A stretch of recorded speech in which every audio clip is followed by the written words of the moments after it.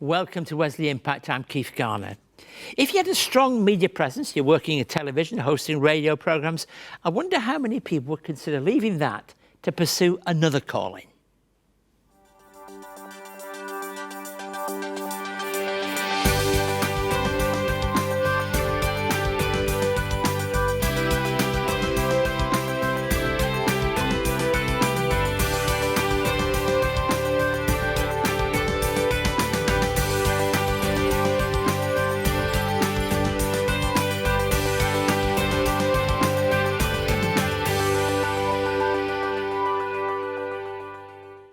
Thank you for joining us today.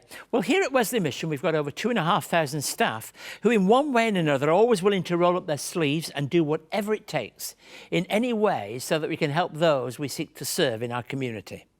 As I travel across the state and indeed the country, as I meet Wesley Mission staff, I have discovered that many of my colleagues have turned down or left relatively lucrative posts in order to opt out of a corporate sector and into a career in the community service sector. Put simply, they decided to pursue a kind of success that is based on and measured by calling and faith, and their desire to do all the good they can to as many people as they can. And this is not unique to our modern day. In our history, which goes right back to John Wesley himself, there have been those who've been called by God to serve in our community, so to do it with a sense of calling, and the measure of success is rather different than how other people in the commercial world understand it.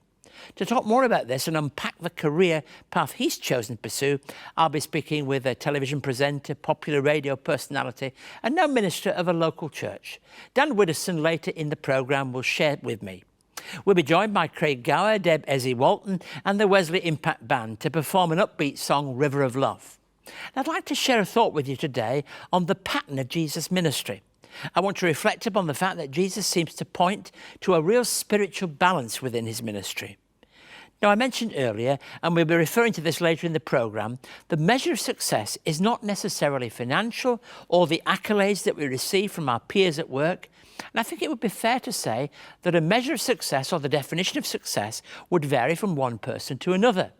I'd like to offer you the thought that being prepared to follow your calling could lead to one of the most exciting lives that you could possibly ever imagine for yourself and for those around you.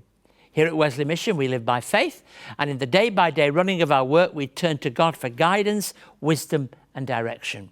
We're constantly surprised by the opportunities, the connections, and the relationships with people in our community that leads us to being an influential voice, not only for those we seek to serve, but also for those who we work with in our service. One such area is our out-of-school hours care in Quakers Hill in northwestern Sydney.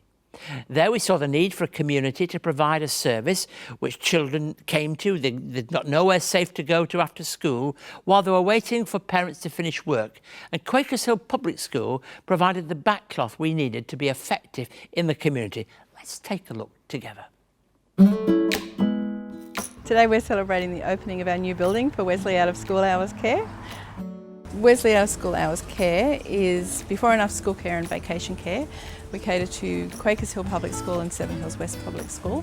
So Quakers Hill has expanded dramatically. We have become really big. We started out with less than 30 children. Next year anticipating 150 children. I love that we can offer so much. I love the fact that the kids do come and enjoy being with their friends. They love doing all the various activities. They learn the crafts and things that they may not get an opportunity to learn anywhere else. I love that the staff are very passionate.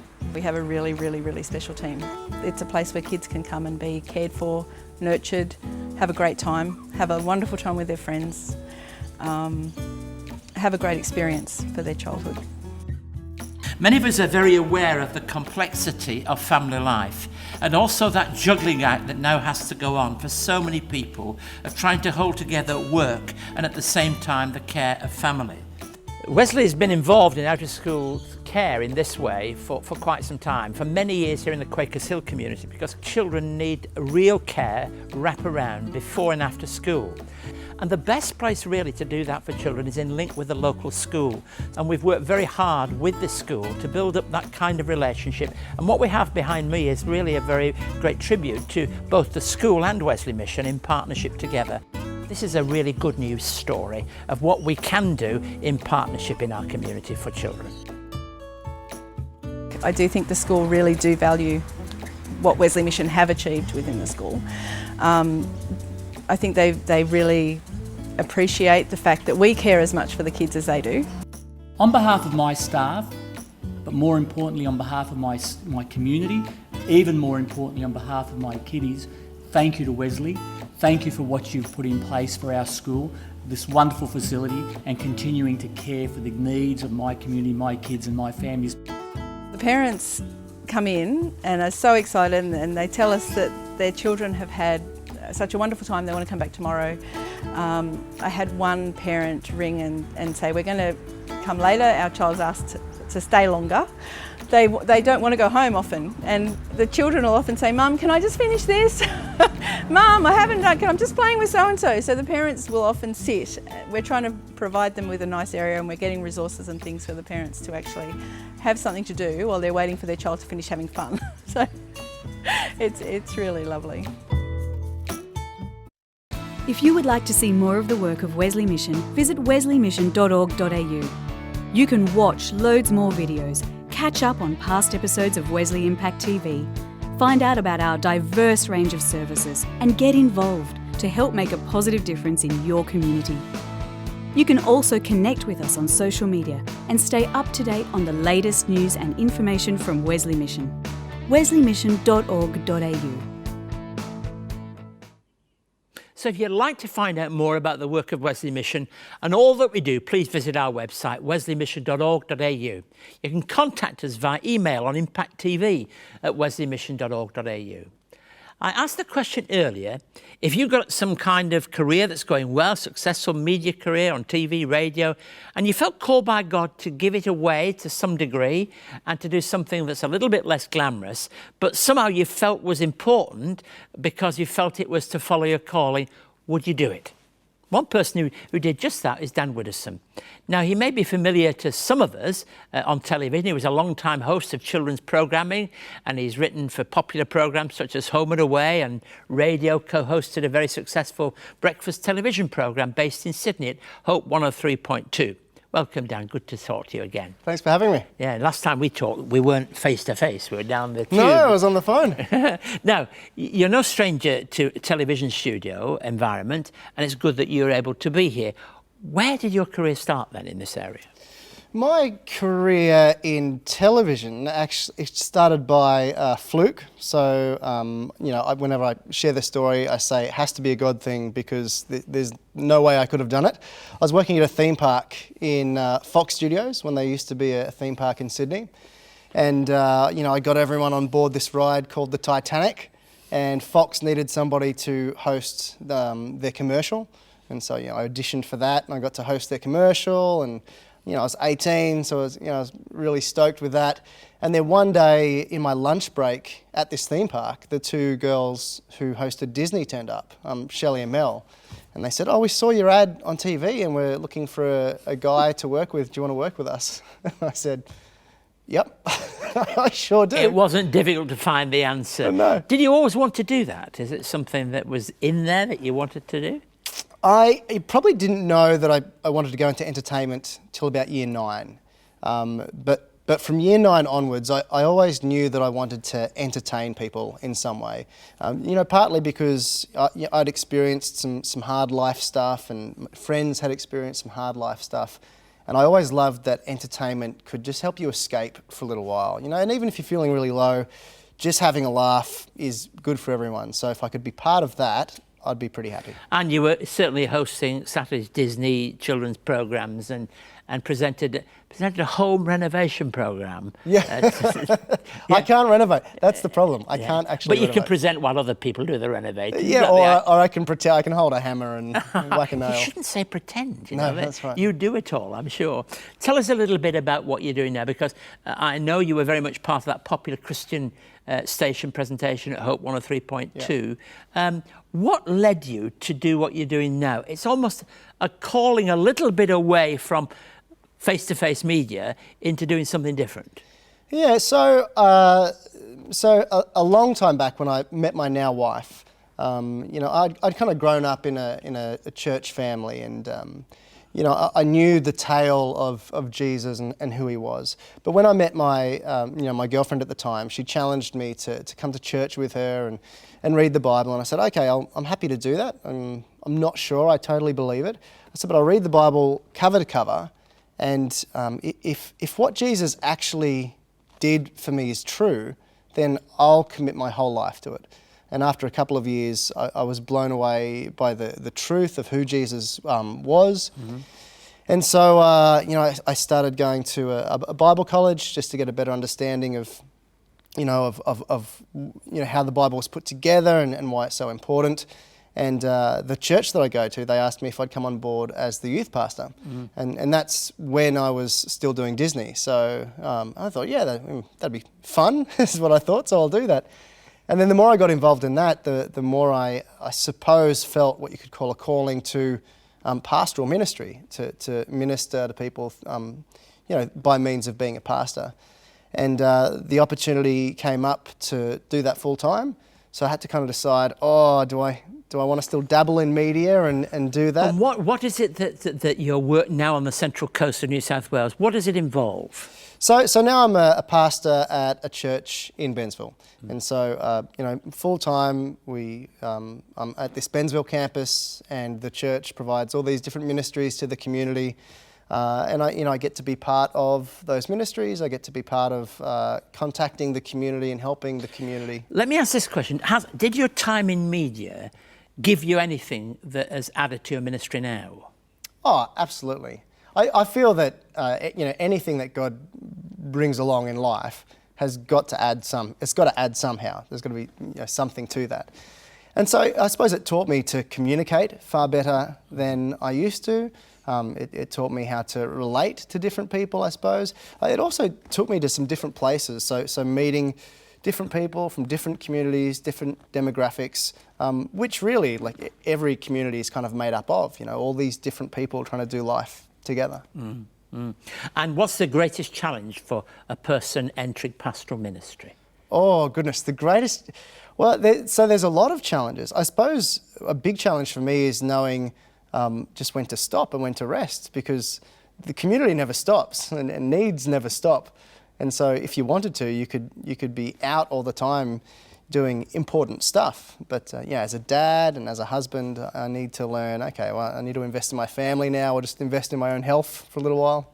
And that's what I think sometimes when you meet people who are single people in ministry without a family, it's a big danger there, isn't it? At least you hope that our wives pull us back and say, hang on a minute, you know, you've got to do this today, you know, and not just do that. Yeah, and in a way, that's honouring God too, isn't it? To kind of, you know, he made our bodies have warning signs to say that, I'm not coping at the moment. And so to listen to that and allow yourself to have a day's break and recover is honouring what God's given us. And today you're involved in theatre company, all kinds of exciting things. So we'll be looking out to hear more and more about Dan Widdowson and the work you're doing out on the Central Coast. And thanks for taking the time and coming to talk about it today. My pleasure.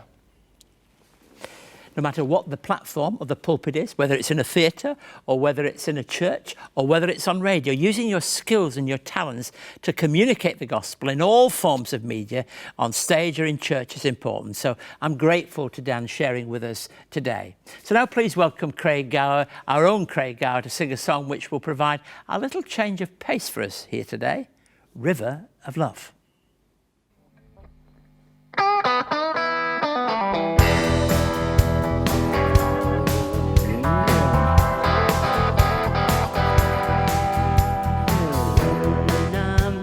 Trouble,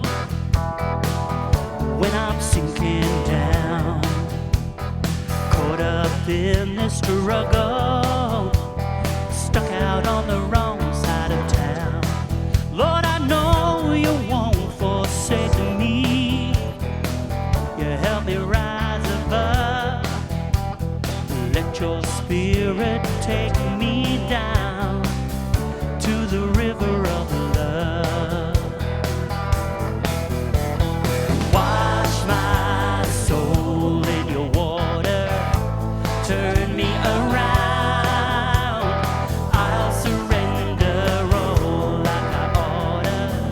When I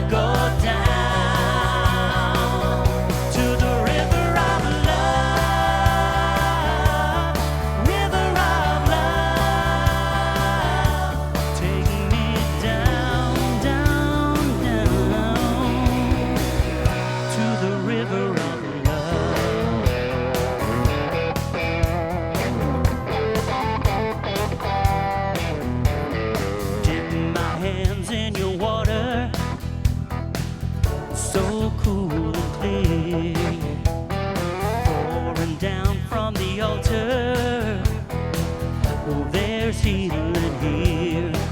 Lord, I know you won't forsake me. You help me rise above. Let your spirit take me down to the river of love. Come on and wash my soul in your water. Turn me around. I'll surrender all like I oughta when I go down to the river of love. River of love. Take me down, down, down to the river of love.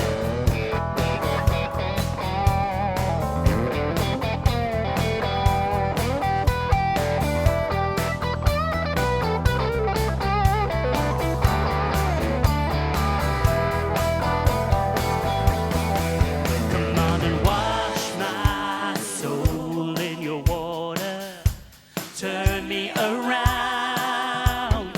I'll surrender all like I oughta when I go down to the river of love. River of love. Take me down, down, down to the river of love. Won't you take me down, down, down, down? Won't you take me? Won't you take me down? It's been 200 years since the first Methodists met in Australia. To celebrate 2 centuries of faith and pioneering care, CEO and presenter Reverend Dr. Keith Garner takes us back to where it all began. But we don't begin here at the heart of London. We begin in a town in the north of England. In this fascinating narrative, Reverend Garner chronicles the history of the life and times of the founder of Methodism, John Wesley. This fresh and thought-provoking documentary takes us on a journey throughout the United Kingdom, beginning in John Wesley's hometown of Epworth. John Wesley was born here on the 17th of June 1703. This 1-hour DVD travels onto his education years and beginnings of social justice in Oxford, to his final years in London. For more information on John Wesley, the man and his mission, call 02 9263 5555 or email us at impacttv@wesleymission.org.au. Now, we've been journeying through Luke's Gospel, and I want to focus upon 2 verses, well actually 4, 2 at one part and 2 at the end of a long chapter where we've recorded some of Jesus' strongest teachings on the end time. So let me read to you firstly 2 verses from 27 and 28 of Luke 21. At that time they'll see the Son of Man coming in a cloud with power and great glory. When these things begin to take place, stand up and lift up your heads, because your redemption is drawing near. And then at the end of the same passage we read, each day Jesus was teaching at the temple, and every evening he went out to spend the night on the hill called the Mount of Olives, and all the people came early in the morning to hear him at the temple. It's only Luke that tells us this fact, that Jesus did 2 things on a regular basis. Firstly, he taught in the temple each day when in the city. And then he retired to the Mount of Olives each night. And Luke tells us, I think, that information before what we know as the Passion narrative, before we really get into those things that lead to the end, to the cross and to the suffering of Jesus. Now, we can't know for sure, but it would seem to be that these matter-of-fact statements show us something important about him, that he was continuing to do what he'd done all throughout his whole ministry. But the Mount of Olives setting speaks powerfully. Now, I think that the way that Jesus was able to do these 2 things, he was able to be about his ministry, and yet he had to retire too. That's a little bit like Dan was sharing with us before about you need that balance within ministry as indeed in life. You can't really be all church and it can't be all activity of doing things. There are times in which we need to retire, we need to move back. We even use the word retreat, don't we, in a very powerful way today. Sometimes we need to do that to be able to go back, to be able to give of our best. And the thought that the crowds always came near to hear him is also interesting, isn't it? In verse 38, in the same passage there, we read this truth that each day he was there and all the people came early in the morning. They really wanted to hear what he got to say. They had seen him. They had heard him. They know very well that what Jesus had to say was something meaningful and real and could make a difference to their lives. We learn a great deal by observing Jesus. Not just listening to what he says, not just listening to what other people say he says, but to just watch him and see how he goes about things and see how the crowd respond to the way he was. So he knew what it was to teach. He knew what it was to retreat.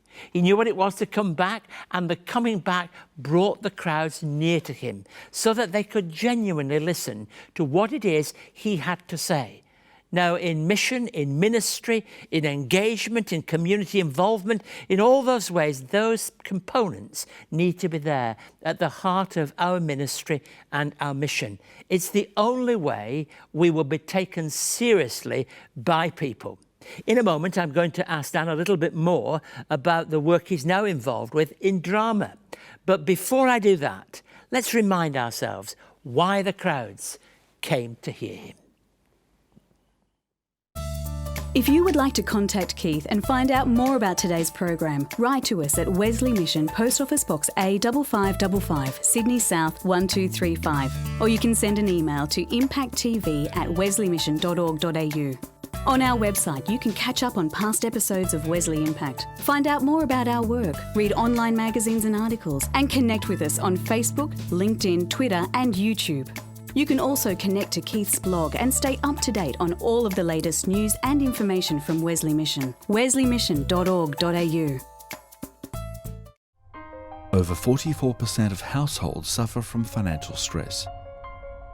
Of those, 28% develop a diagnosed mental illness, and 10% experience domestic violence. Avoiding your finances makes it even worse. So Wesley Mission offers much needed support to help families face their financial future stress-free. Donate today to help families face their future stress-free. Now, please don't hesitate to contact me. I always enjoy listening to people and hearing from people and how we can be more relevant to you. The email address is impacttv@wesleymission.com.au. And to find out more about all we do at Wesley Mission, the website is wesleymission.org.au. I hope you enjoyed the conversation with Dan. It's always encouraging to hear of people who are talented and not afraid to stand for what they believe to be true and follow their calling.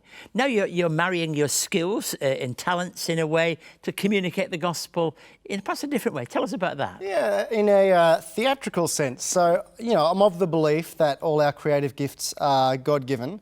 And so we've established a theatre company called Salthouse Theatre Company, in which we acknowledge our creative talents come from God and we want to use them to honour Him.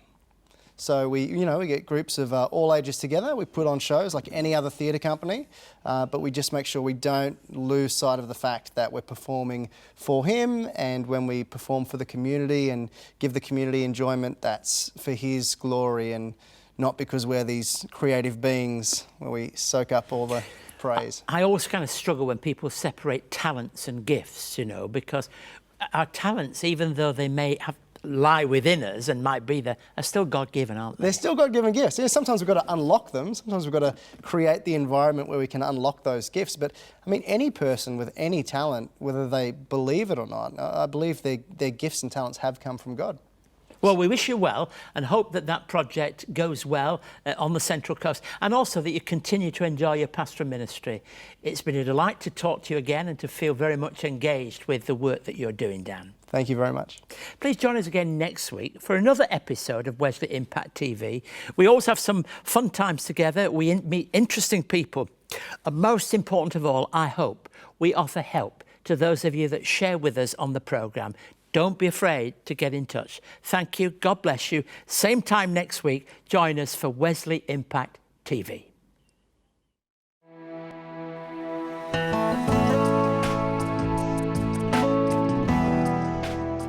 Wesley Mission helps more than 1,100 people each year through Wesley Financial Counselling Services.